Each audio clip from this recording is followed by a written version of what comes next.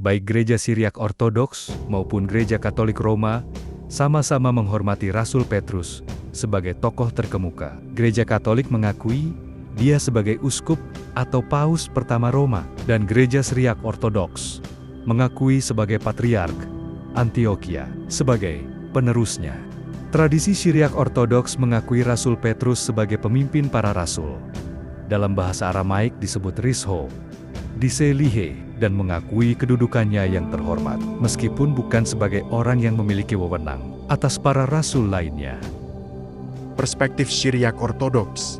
Rasul Petrus sebagai kepala para rasul. Gereja Syriak Ortodoks mengakui Petrus sebagai yang pertama di antara para rasul. Sering disebut sebagai kepala para rasul. Dalam bahasa Aramaik, Risho, Diselihe. Pelayanan Rasul Petrus. Patriark Antiokhia dipandang sebagai penerus Petrus, mewakili Gereja Syriak Ortodoks Universal, dan menjalankan pelayanan persatuan dalam konsultasi dengan sinode episkopal suci. Penekanan pada gereja. Tradisi Syriak menekankan peran Petrus dalam mewakili gereja dan bukannya menegaskan kewenangan formal atas rasul-rasul lainnya. Teks liturgi.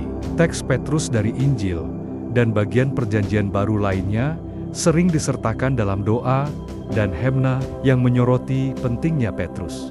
Perspektif Katolik Roma.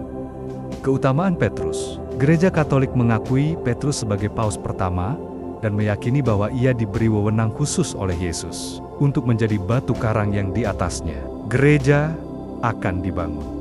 Suksesi Petrus. Uskup Roma atau paus dipandang sebagai penerus langsung Petrus yang mewarisi wewenang dan pelayanan persatuannya. Kunci kerajaan. Doktrin Katolik menekankan kunci yang diberikan kepada Petrus sebagai lambang wewenang untuk mengikat dan melepaskan di kerajaan surga. Suatu kuasa yang terkait dengan kepausan.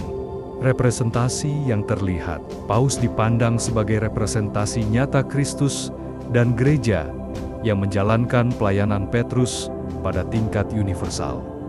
Dalam kedua tradisi tersebut, Rasul Petrus dipandang sebagai tokoh pendiri gereja Kristen. Gereja Syriak Ortodoks menekankan perannya sebagai rasul terkemuka, Gereja Katolik menekankan kewibawaannya sebagai paus pertama dan pendiri gereja.